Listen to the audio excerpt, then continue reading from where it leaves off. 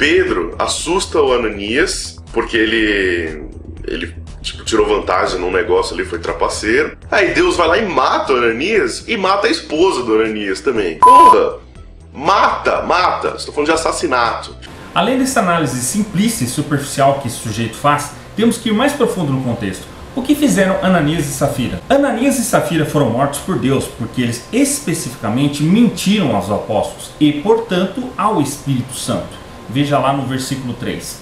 O que eles fizeram foi vender suas terras por um determinado preço e, em seguida, mantiveram parte do dinheiro. A mentira foi dizer que tinham dado todo o dinheiro que tinham recebido pela venda do imóvel, quando na realidade não tinham. Portanto, seu julgamento foi rápido. Devemos lembrar que Deus não é obrigado a perdoar ninguém. O seu perdão é sempre baseado na obra de Cristo, e aqueles que direta e abertamente se rebelam contra Deus e sua bondade, como Ananias e Safira, com razão merecem um julgamento de Deus. Finalmente, não significa que eles foram perdidos ou perderam a salvação, se eles foram salvos. Eles foram julgados. Vou dar aqui uma simples ilustração disso para vocês entenderem. Vamos imaginar lá o paralelo da disciplina aplicada por Deus a Ananias e Safira. Quando um pai enfrenta a tarefa de disciplinar um de seus filhos que tem se portado mal, os outros filhos da família observam a ação disciplinária e ficam em silêncio. Sabe que a disciplina é necessária e justificada. Também sabe que há tempo para falar e tempo para calar. Quando a disciplina está sendo aplicada, é tempo de se calar. Se analisarmos bem, este pode ter sido um ato de misericórdia, se pensarmos no incidente à luz das palavras de Paulo sobre outro criminoso contra a comunidade cristã. Vejam lá em 1 Coríntios 5,5. Aqueles que veem este ato de julgamento divino contra o casal como uma espécie de castigo vingativo e rancoroso infligido pelo apóstolo Pedro estão totalmente errados. Não foi Pedro, mas Deus que executou essa penalidade extrema. E o contraste dele com a longanimidade e paciência do Pai sobre os pecados de toda a raça leva à conclusão de que havia razões mais pesadas e importantes para o porquê Deus ter feito isso. Sendo ele comido de bichos, porque ele não deu glória a Deus.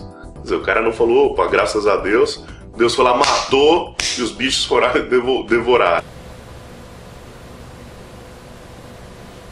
Bom, eu não sei onde ele viu graça aqui, né? Acho que só ele, o pessoal que ele ludibria, deve estar rindo, porque o texto não tem nada de comicidade, além da que ele provoca, né? Sozinho.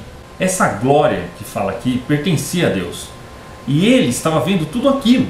Herodes teve chance de evitar o pior. Ele poderia ter repreendido a multidão, ou pelo menos não ter concordado com ela. Em vez disso, ele se tornou um exemplo vivo do seguinte provérbio: o orgulho vem antes da derrocada, né? Veja lá em Provérbios 16:18. O anjo do Senhor o feriu instantaneamente, fazendo com que aquele rei arrogante e egotista morresse de forma repugnante. Herodes, comido de vermes, expirou. Joséfo, senhor Iure Ateu, também escreveu que Herodes Agripa foi golpeado de repente e acrescentou que o rei concluiu que estava morrendo por ter aceitado a bajulação da multidão. Joséfo escreveu que Agripa agonizou por 5 dias antes de morrer. Mas o farsante indivíduo ateu não vai falar nada disso, não é? Porque ele é um embusteiro e fraudulento, um desonesto intelectual. Novamente, deixa eu explicar aqui para os amigos dele, os seguidores dele, os fãs dele e de outros assim. Eu não estou aqui criticando e dizendo que ele é desonesto em tudo, muito menos em biologia, uma área que eu também adoro muito. Eu estou dizendo que ele é um desonesto somente neste caso, neste vídeo, nessa análise simplista e superficial. Entenderam agora? Capítulo 3, versículos 8 a 11, o Paulo e o Espírito Santo... Poxa, o sujeito tem tanto afã de distorcer a Bíblia e fazer a sua própria interpretação pessoal, né? Que até erra a citação, né? Se ele não sabe nem dar a citação certa, quanto mais interpretar, né? Na verdade, esse texto está em Atos 13, 8 a 11. Você cegar alguém, isso não é violento, não? Parece bastante violento pra mim. É irônico ouvir isso, né?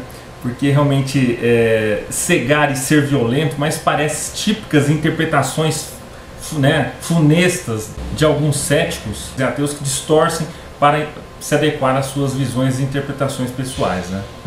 O nome correto dele era Bar Jesus, mas por causa de suas práticas ocultistas recebeu o nome arábico de Elimas, que significa feiticeiro.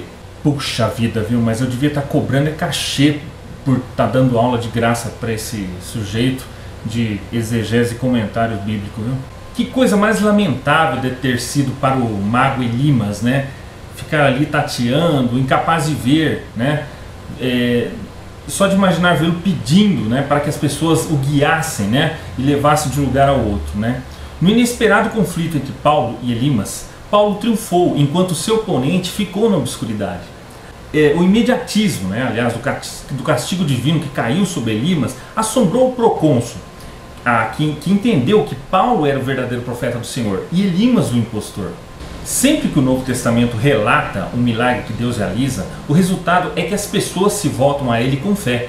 Por exemplo, quando Pedro curou o paralítico na porta do templo, numerosos adoradores creram em Jesus. Quando Deus feriu a Elimas com a cegueira, que não foi nada desse tipo de ataque, com um objeto cortante nos olhos do Elimas, como o eu ateu sugere ali, Sérgio Paulo pôs sua fé em Cristo. Não nos diz ali o texto que Elimas se arrependeu ou que creu depois, mas Sérgio Paulo ficou livre das ataduras com que Elimas o havia cativado, crendo agora na esperança do Evangelho de Cristo, a mesma que ele havia dito que negara. Então, ao contrário do que aquele mentiroso eu ateu disse, Deus e Paulo não cegaram o Elimas ali gratuitamente, sem motivo, de uma forma sadomasoquista, né? Uma forma puramente sádica, né? de cegar o Elimas. Interessante que o texto diz que a visão dele ficou turva e enevoada, né? Logo seguido por uma intensa escuridão. Ao descrever esse incidente, o médico Lucas usou o termo médico aclis, né, que significa densa névoa. Os homossexuais são dignos de morte, devem ser mortos. O quê? Vocês ouviram bem? O Yuri está dizendo que os homossexuais têm que ser mortos. O que vocês acham disso? Vocês acham que eu devo denunciá-lo? Vocês acham que eu devo divulgar esse vídeo e mostrar que realmente o Yuri é homofóbico? Ele odeia gays? Realmente a gente vê que o Yuri é um mentiroso porque ele quer que os homossexuais sejam mortos, não é verdade? Vocês ficaram preocupados, né? É claro que eu sei que ele não está querendo dizer isso, mas eu fiz exatamente isso para mostrar para vocês o que ele faz. Ele a todo momento tira textos bíblicos fora do contexto, ele a todo momento distorce, falsifica e interpreta de forma péssima os textos bíblicos para dizerem aquilo que eles não estão dizendo. Da mesma forma como eu pude cortar e editar uma parte do vídeo do Yuri para dizer que ele quer que os homossexuais sejam mortos, muitos ateus e outros como ele fazem a mesma coisa com a Bíblia. Tiram versículos fora do contexto, interpretam de forma distorcida e tiram suas conclusões precipitadas e infundadas. Isso é tudo, pessoal.